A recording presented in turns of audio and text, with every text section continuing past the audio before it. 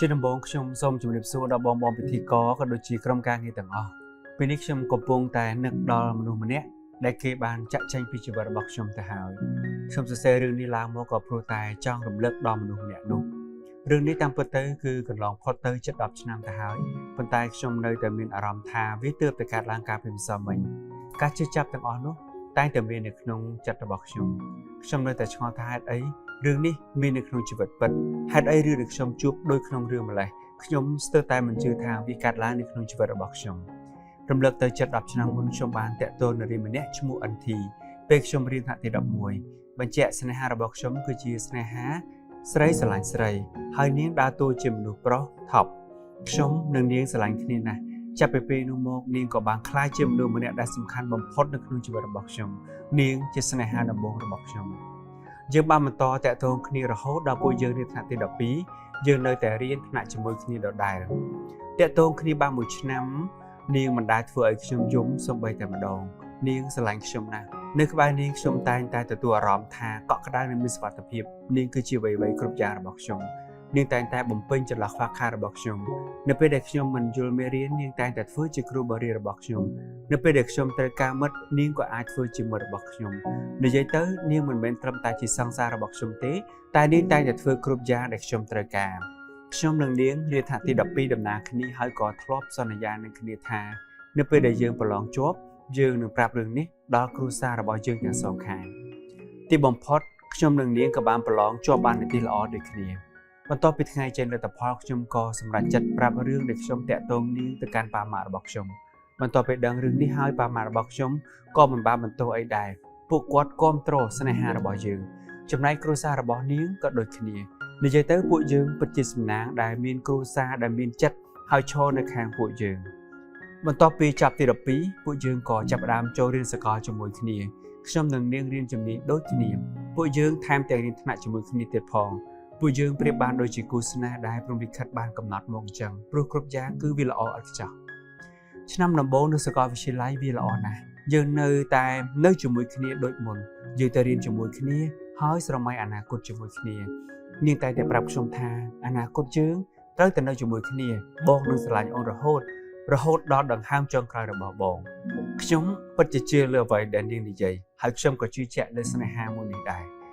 ปันตายมันตอบโมนไปได้ยืงเจ้าเรือนชามทีปีบองบอกดังเต้กรุบยางวิบางพลับโดสเตอร์ตายมาโรยเพรอยแต่หาย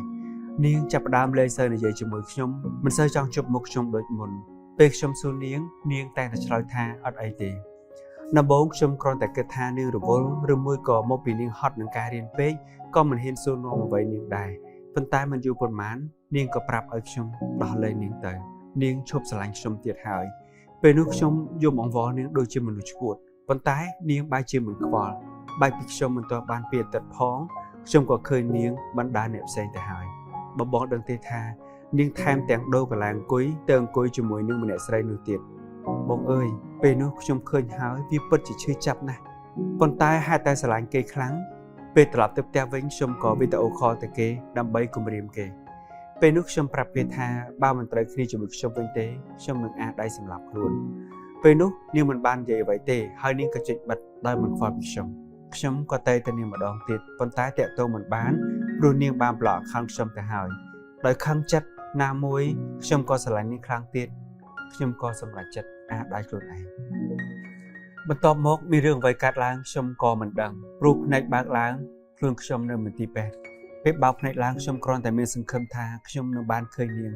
คนตายชมบ้านกรำแต่เคยปาหมารักชมปนอกกรอนแต่ชมดังคลุ้นหมาสตูมาเอาชมสลายยมมวยต่ำหังเป็นนุชื่อจับนะมันดังทาอาจเฟอร์ไว้บ้านกลายพิยมหมาชื่อยิมลงชมจับไปเป็นนุมกชมก็จับดามตัวสกอทาเกยปัจจุชบสลายชมหาย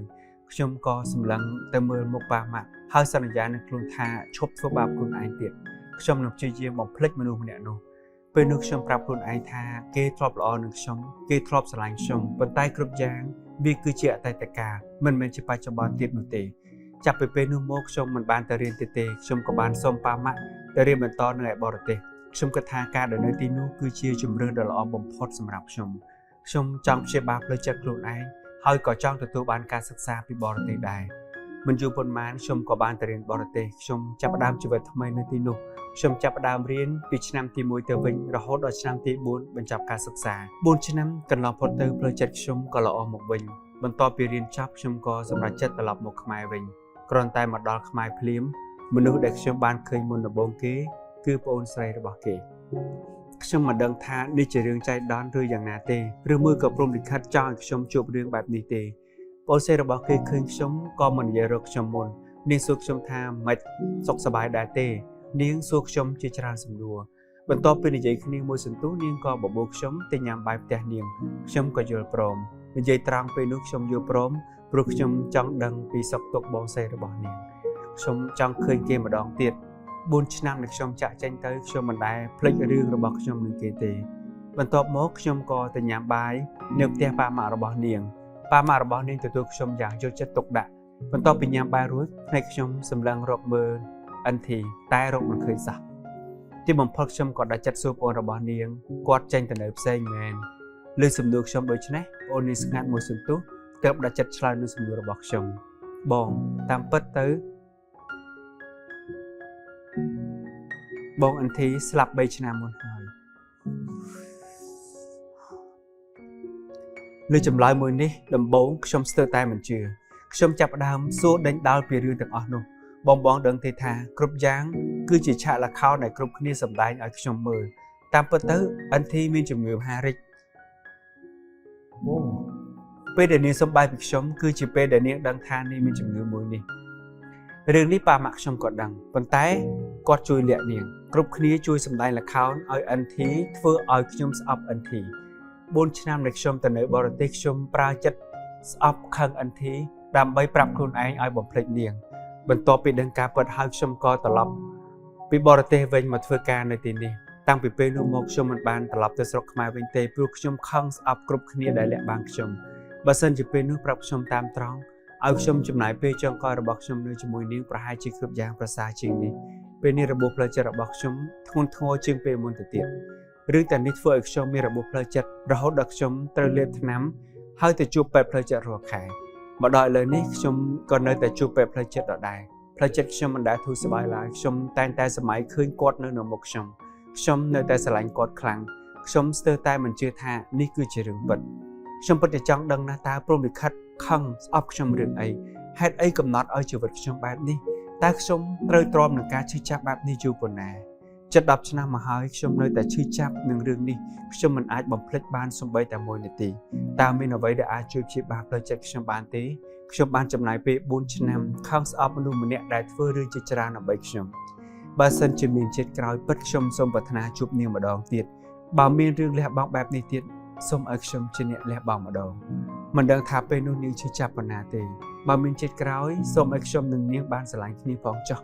ព្រមលិខិតធ្វើបាបខ្ញុំនៅជាតិនេះគ្រប់គ្រាន់ហើយកុំធ្វើបាបខ្ញុំនៅជាតិក្រោយទៀតខ្ញុំសូមអរគុណដល់បងក្រុមការងារដែលបានចំណាយពេលអានរឿងដ៏វែងរបស់ខ្ញុំមួយនេះតាមពិតទៅរឿងនេះគ្មានអ្វីទេគ្រាន់តែជាការឈឺចាប់របស់ខ្ញុំប៉ុណ្ណោះខ្ញុំសរសេររឿងនេះឡើងព្រោះចង់រំលឹកដល់គាត់ហើយក៏សង្ឃឹមថាខ្ញុំនឹងអាចធូរស្បើយទស្សនិកជនជាទីមេត្រីនេះគឺជារឿងដែលបានសរសេរឆ្លើយតបទៅនឹងរឿងប្រិមិត្តដែលបានថតកាលពី show របស់លោកមីនសិទ្ធីវ៉ាន់សួស្តីបងទាំងអស់គ្នាបងប្រកាសជាធ្លាប់ស្ដាប់រឿងរបស់បងខ្ញុំហើយដែលគាត់សរសេរមកប្រហែលជា2ខែមុននេះខ្ញុំគឺជាប្អូនរបស់បងអិនធីជាដំបូងខ្ញុំអរគុណដល់បងដែលបានយករឿងរបស់បងខ្ញុំមកអានពេលនេះខ្ញុំមិនដឹងថាគួររៀបរាប់ពីណាទៅណាទេព្រោះខ្ញុំពិតជាស្ដាយស្នេហាគាត់ទាំងពីរណាស់ពីអ្នកគាត់ស្រឡាញ់គ្នាលើសពីអ្វីដែលយើងអាចមើលឃើញមុននឹងបងអិនធីស្លាប់គាត់បានឲ្យសម្បត្តិមួយច្បាប់មកខ្ញុំគាត់សុំឲ្យខ្ញុំយកទៅឲ្យសង្សាររបស់គាត់ពេលគាត់ចាក់ចេញទៅប៉ុន្តែពេលនោះដោយសារតែសង្សាររបស់គាត់ទៅរៀននៅបរទេសបាត់ខ្ញុំក៏មិនបានឲ្យសម្បត្តិនេះទៅសង្សាររបស់គាត់រហូតដល់ថ្ងៃមួយខ្ញុំបានជួបគាត់ម្ដងទៀតថ្ងៃនោះខ្ញុំឃើញគាត់មានបំណងចូលទៅនិយាយជាមួយគាត់ហើយ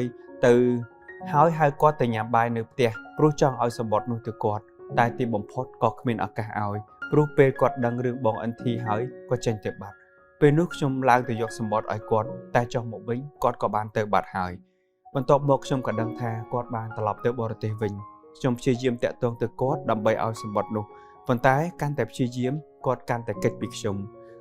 ពិតជាគ្មានឱកាសឲ្យសម្បត្តិនោះទៅគាត់រហូតមកដល់ពេលនេះ ឥឡូវនេះខ្ញុំក៏សម្រេចចិត្តសរសេរសម្បត្តិនេះចូលក្នុងកម្មវិធីនេះតែម្ដងព្រោះគាត់លែងមានឱកាសទទួលសម្បត្តិនេះហើយខ្ញុំមិនដែលហ៊ានបើកសម្បត្តិនេះមើលទេព្រោះខ្ញុំមិនមែនជាម្ចាស់របស់វាប៉ុន្តែពេលនេះសម្បត្តិនេះកាន់តែចាស់ទៅហើយបើទុកបន្តិចទៀតប្រហែលជាមើលលែងយល់នេះគឺជាអត្ថន័យនៅក្នុងសម្បត្តិជូនចំពោះអ្នកដែលខ្ញុំស្រឡាញ់បំផុត NR ប្រសិនបើអូនកំពុងអានសម្បត្តិនេះមានន័យថាបងបានលាចាកចេញទៅហើយបងមិនអាចប្រាប់អូនឲ្យផ្ទាល់មាត់បានទេដំបូងរឿងដែលបងចង់ធ្វើគឺសុំទោសអូនសុំទោសចំពោះថ្ងៃនោះដែលបងជឿរើសដើរចេញពីជីវិតអូនដោយមិនបានផ្ដល់ហេតុផលសមរម្យមួយឲ្យអូនសុំទោសដែលបងធ្វើឲ្យអូនគិតថាបងឈប់ស្រឡាញ់អូនតាមពិតទៅមូលហេតុដែលបងចាក់ចេញគឺព្រោះបងស្រឡាញ់អូនខ្លាំងពេកមានរឿងមួយដែលបងមិនដែលប្រាប់អូនបងមានជំងឺមហារីក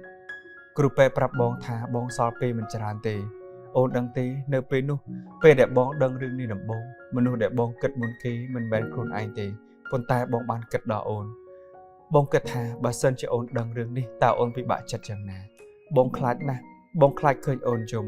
បងខ្លាចអូនបោះបង់ក្តីសម័យខ្លួនឯងដើម្បីមកមើលថែបងហើយអ្វីដែលបងខ្លាចជាងគេគឺខ្លាចទុកឲ្យអូនរស់នៅជាមួយការឈឺចាប់តែម្នាក់ឯងនៅថ្ងៃដែលបងចាក់ចេញដូច្នេះហើយទើបបងសម្រេចចិត្តរើសធ្វើជាមនុស្សអាក្រក់នៅក្នុងរឿងរបស់ពួកយើងបងក៏ធ្វើឲ្យអូនជឿថាបងលែងស្រឡាញ់អូនបងព្យាយាមរុញអូនចេញឲ្យឆ្ងាយហើយសង្ឃឹមថា